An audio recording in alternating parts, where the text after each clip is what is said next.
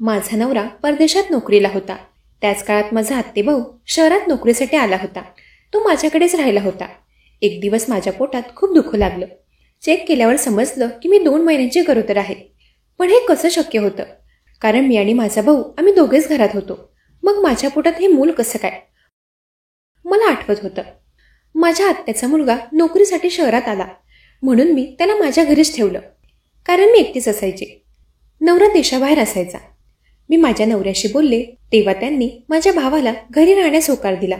माझ्या आत्याचा मुलगा माझी खूप काळजी घ्यायचा. मला बाजारातून काही आणायचं असेल तर तो आणून द्यायचा. मी एक दिवस आजारी पडले तेव्हा तो म्हणाला की तू आता आराम कर. रात्री मला दुधात औषध पाजून तो निघून जायचा. जेव्हा मी सकाळी उठायचे तेव्हा मला खूप आराम मिळालेला असायचा. एके दिवशी माझ्या पोटात खूप दुखत होतं. मग मी डॉक्टरांकडे गेले तर डॉक्टर म्हणाले तू गरोदर आहेस. हे ऐकून मला खूप मोठा धक्का बसला. आश्चर्यचकित होऊन मी डॉक्टरांकडे बघत होते. माझ्यावर आभाळ कोसळल्यासारखं वाटत होतं. हे कसं शक्य आहे यावर माझा विश्वासच बसेना. मी डॉक्टरांना सांगितलं की तुमचा काहीतरी गैरसमज झाला असेल. मला फक्त पोटदुखीची तक्रार आहे. मला पाहून डॉक्टर हसायला लागली आणि माझे रिपोर्ट माझ्या समोर ठेवून ती म्हणू लागली की 3 वर्षांपासून तुम्ही माझ्याकडे याच गोष्टीसाठी तर उपचार घेत आहात. आता देवाने तुम्हाला आनंदाची बातमी दिली आहे. त्यामुळे तुम्ही आनंदी झालं पाहिजे आणि माझ्यावर विश्वास ठेवला पाहिजे. माझा रिपोर्ट पाहून मलाच धक्का बसला. मला माहीत नव्हते की असं भयानक वळण माझ्या आयुष्यात येईल.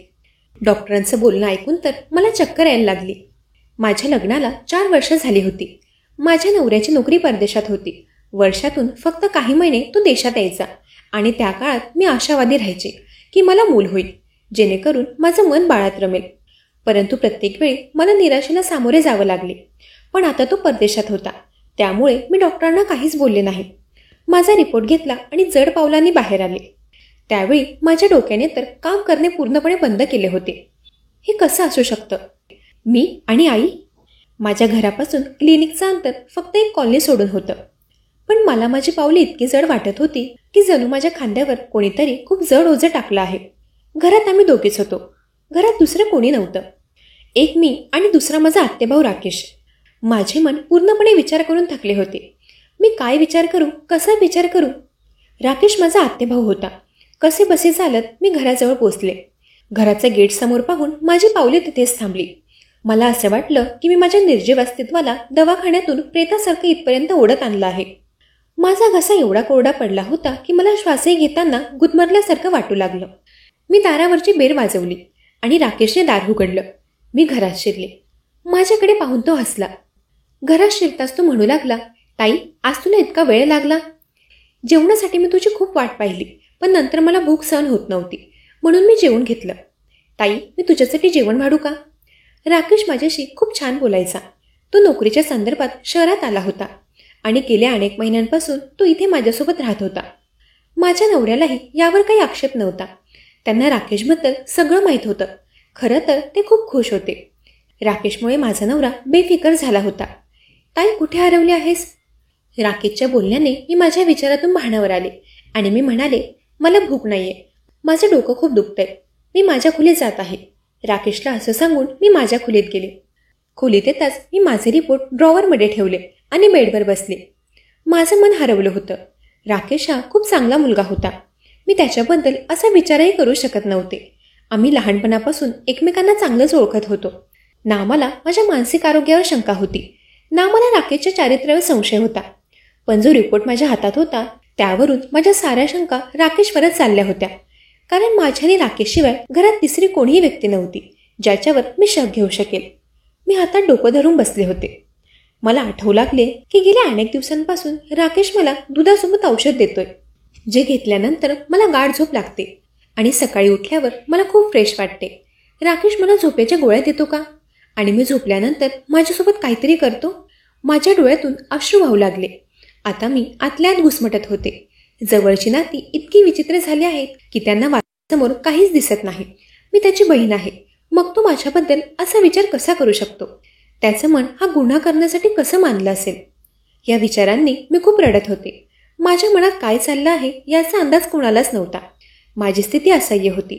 मला आठवू लागलं की तो लहानपणी माझ्या मांडीवर खेळायचा. त्याचे बोबडे बोलणे मला अजूनही आठवत होते. माझं लग्न होणार होतं. तेव्हा तो नवीनच कॉलेजमध्ये जायला लागला होता. दीपकच्या नावाने तो मला खूप चिडवायचा. मला म्हणायचा, तू मोहिनीसारखी सुंदर आणि तुझा होणारा नवरा एक रुबाबदार, धिप्पाड आणि अँग्री यंगमॅन आहे. तो तुला अजिबात शोभणार नाही. तुला माझ्यासारखा हुशार माणूस शोभेल. तो नेहमी दीपकच्या नावाने मला चिडवायचा, हसायचा आणि विनोद करायचा. मी त्याला नुसती खुन्नस देत असायची. माझं आणि त्याचं नातं खूप छान होतं. तो जेव्हा इथे आलेला तेव्हा रात्री उशिरापर्यंत माझ्याशी गप्पा मारत बसला होता. आताही तो मला चिडवत होता की मला वाटते दीपक दाजीने परदेशात कुठल्या तरी बाईशी लग्न केलं आहे, त्यामुळे ते परत येण्याचं नाव घेत नाहीत.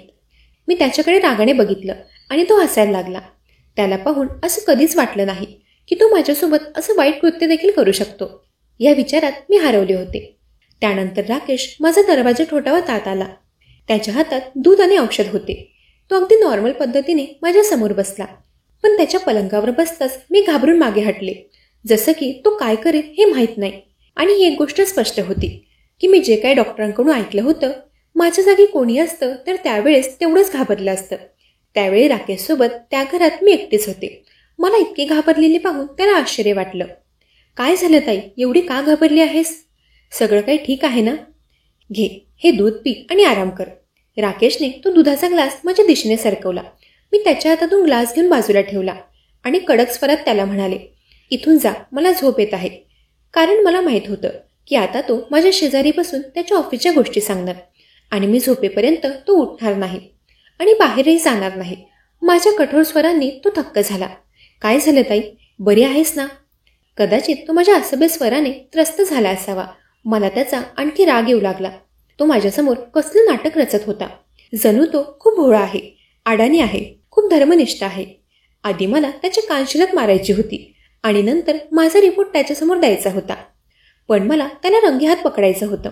माझं डोकं दुखतंय, मला उठवायला अजिबात येऊ नकोस, मला झोपायचं आहे. माझ्या उग्र स्वरांसमोर तो गप्प बसला आणि खोलीतून उठून तो दाराकडे गेला. तू आराम करशील आणि हो, दूध पिऊन घे. तू जेवलीही नाहीयेस.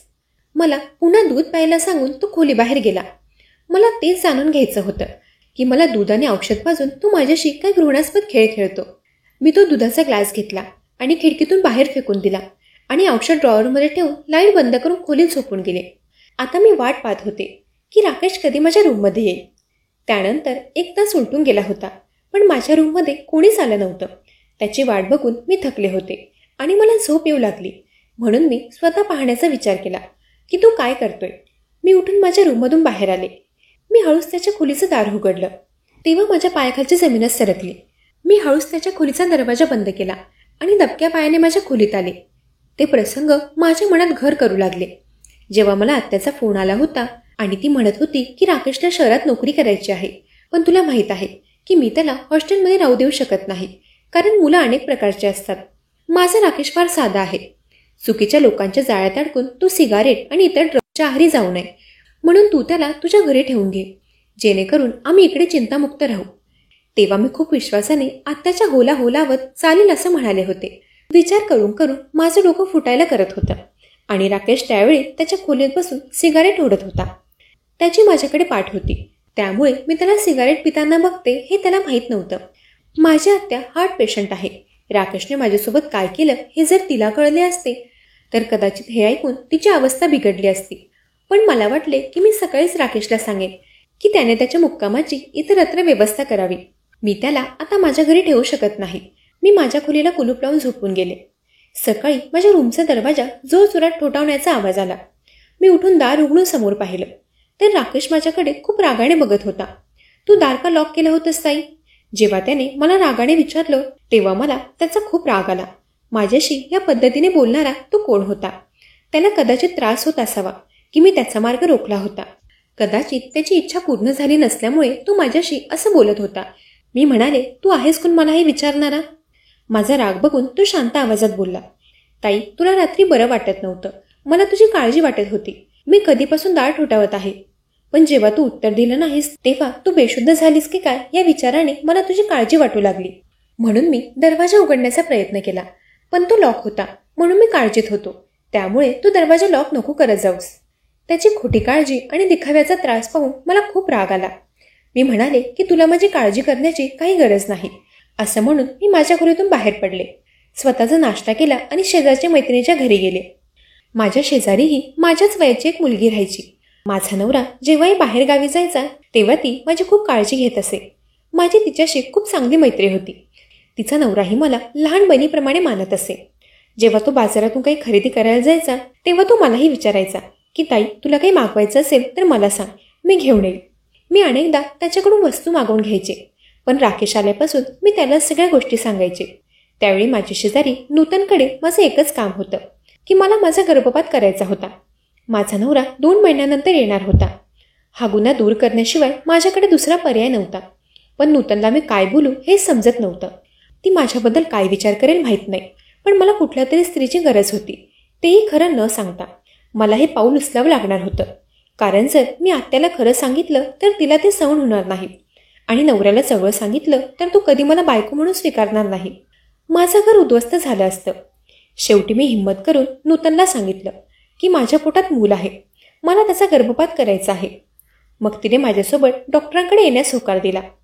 मी एका नवीन महिला डॉक्टरकडे गेले आणि त्यांना सांगितले की जर त्यांनी माझं हे काम केलं तर मी त्यांना चांगले पैसे देईन. त्या महिला डॉक्टरांनी होकार दिला. पण त्याच रात्री माझ्यासोबत असं काही घडलं ज्याने माझं हृदय हेलावलं. रात्री घरी येताच मी राकेशला सांगितलं की मी आता तुला माझ्या घरी ठेवू शकत नाही, त्यामुळे 2-3 दिवसात तुला पाहिजे तिथे राहण्याची व्यवस्था तू करावी. माझं बोलणं ऐकून त्याला आश्चर्य वाटलं आणि तो म्हणाला, ताई, काय बोलत आहेस? मी तुला का सोडून जाऊ? माझं काय तेव्हा, मी कुठेही राहीन, पण तू एकटी कशी राहणार? राकेशची माझ्याबद्दलची काळजी मला दिसत होती. मी म्हणाले की तू येण्यापूर्वी मी एकटीच राहत होते, लवकरात लवकर तुझी व्यवस्था कर. त्यावर तो काही बोलला नाही, पण त्याच्या चेहऱ्यावर नक्कीच नाराजी दिसत होती. मी माझ्या खोलीत झोपायला गेले. मी आता खोलीला कुलूप लावून झोपायला लागले. काही वेळातच मला झोप लागली. तेव्हा मला भानच राहिले नाही. रात्री डोळे उघडले तेव्हा मला कोणीतरी माझ्या शेजारी झोपलेलं जाणवलं. पण माझ्या खोलीत खूप अंधार होता. इतका अंधार होता की मला तो माणूस दिसत नव्हता. मी खूप घाबरले होते. मी घाईत काही विचार करू शकले नाही, म्हणून मी आरडाओरड करू लागले. पण पुढच्या क्षणात माझ्या शेजारी झोपलेली व्यक्ती उठून बसली. मी अंथरुणातून उठण्यापूर्वी त्या माणसाने माझ्या तोंडावर हात ठेवला. मी स्वतःला वाचवण्यासाठी काहीतरी मार्ग शोधत होते की तेवढ्यातच त्या व्यक्तीने बाजूचा लॅम्प लावला. त्या व्यक्तीला पाहून मला आश्चर्याचा धक्काच बसला, कारण माझाच नवरा माझ्या समोर होता. दीपक घरी आला होता. तेही काही न सांगता तो अचानक आला होता. तो हसायला लागला आणि म्हणाला, मला तुला सरप्राईज द्यायचं होतं. मी घरी पोचतो तेव्हा राकेशने दरवाजा उघडला होता. मी येत आहे हे त्याला माहीत होतं, पण जेव्हा मी रूममध्ये येऊ लागलो तर रूमला कुलूप होतं, म्हणून मला खिडकीतून आत यायला लागलं. तू पण वेडी आहेस, इथे कोण अनोळखी होतं की तू दार लॉक करून झोपलीस? मी दीपकला कसं उत्तर दिलं असतं? त्यावेळी मी खूप भावनिक झाले होते आणि दीपकचा हात हाती घेऊन मी ढसाढसा रडू लागले. त्याला वाटलं होतं की तो दूर असल्यामुळे मी रडत आहे, पण रडायचं खरं कारण तर काही वेगळंच होतं. मला काय झाले ते मलाच माहीत होतं. तो मला धीर देऊ लागला. सकाळी उठले तेव्हा दीपक अजूनही झोपलेलाच होता. मी खूप अस्वस्थ झाले होते. आज मला गर्भपात करण्यासाठी डॉक्टरांकडे जायचं होतं, पण दीपकच्या उपस्थितीत ते शक्य नव्हतं. आता मला काळजी वाटू लागली होती की दीपकजवळ कोणती बहाणे करणार, प्रकरण कसे लपवणार. मी बाहेर हॉलमध्ये उदास बसले होते. तेवढ्यात मी राकेशला पाहिलं. तो स्वयंपाकघरातून बाहेर आला. त्याने स्वतःसाठी नाश्ता बनवला होता. टेबलवर बसत बसत तो माझ्याकडे बघून हसला आणि म्हणाला, ताई, तुला दाजींचं सरप्राईज कसं वाटलं? मी त्याच्याकडे तिरस्काराने बघितलं आणि म्हणाले, तू किती धीट आणि नाटकी माणूस आहेस रे. तुला लाज वाटत नाही का? एकीकडे तू मला ताई म्हणतोस आणि दुसरीकडे. मी हे सगळं सहन करून थकले होते, म्हणूनच विचार न करता तोंडाला येईल ते बोलणं सुरू केलं. पण तो इतका धीट होता की आताही तो माझ्याकडे आश्चर्याने पाहत होता आणि म्हणू लागला, ताई, हे काय बोलतेस? मला अजिबात समजलं नाही. मी असं काय केलंय की तू माझ्याशी असं बोलत आहेस? राकेशच्या बोलण्यावर मी त्याच्याकडे आश्चर्याने पाहिलं आणि माझ्या खोलीत गेले. दीपक अजूनही झोपला होता. मी ड्रॉवरमधून रिपोर्ट काढले आणि रूम बाहेर आले. राकेश आता टेबलाजवळ उभा होता. मी तो रिपोर्ट त्याच्या चेहऱ्यावर मारला, जो त्याच्या चेहऱ्यावर आदळला आणि जमिनीवर पडला. आणि मी म्हणाले, हे वाच आणि दीपक उठण्यापूर्वी या घरातून निघून जा. माझ्या घरातून चालता हो, कारण दीपकला याचा सुगावा लागावा अशी माझी इच्छा अजिबातच नव्हती. राकेशने रिपोर्ट जमिनीवरून उचलून तो उघडला. तेव्हाच त्याचा चेहरा फिका पडला. तो काही बोलायच्या आधीच दीपक बाहेर आला होता. कसे काय माहीत, पण तो थेट राकेशकडे गेला आणि त्याच्या हातातून रिपोर्ट घेऊन वाचू लागला. त्यांना पाहून माझा आत्मा माझ्या शरीरापासून वेगळा झाला. माझं घर उद्ध्वस्त होईल, दीपक मला घटस्फोट देईल, असे विचार मनात येऊ लागले. मला चक्कर आली आणि मी बेशुद्ध पडले. जेव्हा मला शुद्ध आली तेव्हा मी हॉस्पिटलमध्ये होते. मला ड्रीप लागली होती. दीपक माझ्याकडे खूप गंभीरपणे पाहत होता. राकेशही तिथेच उभा होता. दीपकला बघून मी रडायला लागले. मी म्हणाले, दीपक, यात माझी काहीच चूक नाही. राकेश मला झोपेचं औषध द्यायचा. मला काहीही माहीत नाही. प्लीज मला घटस्फोट देऊ नकोस. मी तुझ्यावर खूप प्रेम करते. मी तुझ्याशिवाय जगू शकत नाही. मी बेडवर पडून हात जोडून दीपकची माफी मागत होते. तो माझ्या जवळ आला. माझे जोडलेले हात हातात घेतले आणि म्हणू लागला, तू अस्वस्थ होऊ नकोस. मी तुला सोडणार नाही. मी पुन्हा तुझ्या सर्व टेस्ट केल्या आहेत. तू गरोदर नाहीयेस. कदाचित तुझा रिपोर्ट कोणा दुसऱ्याच्या रिपोर्टशी बदलला गेला होता. ना तू दोषी आहेस ना राकेशने असं काही केलंय. त्याच्या चारित्र्यावर संशय घेऊ नकोस. फक्त रिपोर्ट आदलाबदल झाले होते. तेव्हा मी राकेशकडे पाहिलं तर तो रडत होता. कोणताही आवाज न करता तो अश्रू ढाळत होता. मला पाहून तो माझ्या जवळ आला आणि म्हणू लागला, ताई, मी हे करू शकेन असं तुला कसं वाटलं ग? आईने तुझ्यात मला कधीच फरक दिसला नाही. मी इतर कोणत्याही मुलीकडे नजर वर करून सुद्धा पाहत नाही. तू मला माझ्या आईची जागी आहेस. मी म्हणाले, मी तुला नशेत सिगारेट ओढताना पाहिलं होतं. त्यावर तो म्हणू लागला की मी कधीच नशेत सिगारेट ओढत नाही. होय, कधी कधी खोली बंद केल्यानंतर मी सिगारेट ओढतो, पण हां, ती मी नशेत ओढत नाही. तुला माझ्याबद्दल गैरसमज झालाय. मी माझं बालपण तुझ्या कुशीत घालवलंय. म्हणून मी तुझी माझ्या आईसारखी खाण्यापिण्याची आणि औषधाची काळजी घ्यायचो. पण आज तू माझ्यामुळे संकटात आहेस हे मला माहीत असतं तर मी इथे कधीच आलो नसतो. तो रडत रडत बोलत होता. एका चुकीच्या रिपोर्टने मला अपराधी करून ठेवलं होतं. मी राकेशबद्दल चुकीचा विचार करत होते, पण मी एकदाही विचार केला नाही की बऱ्याचदा रिपोर्टही चुकीचे निघतात. हे माझ्या लक्षात आलं नाही. मी विचार करत होते की कदाचित मी माझ्या रिपोर्टची पुन्हा एकदा चाचणी केली असती तर असं झालं नसतं. मंडळी, यामुळेच कोणाबद्दलही काही निष्कर्ष काढण्यापूर्वी सत्यता पडताळून घ्यावी.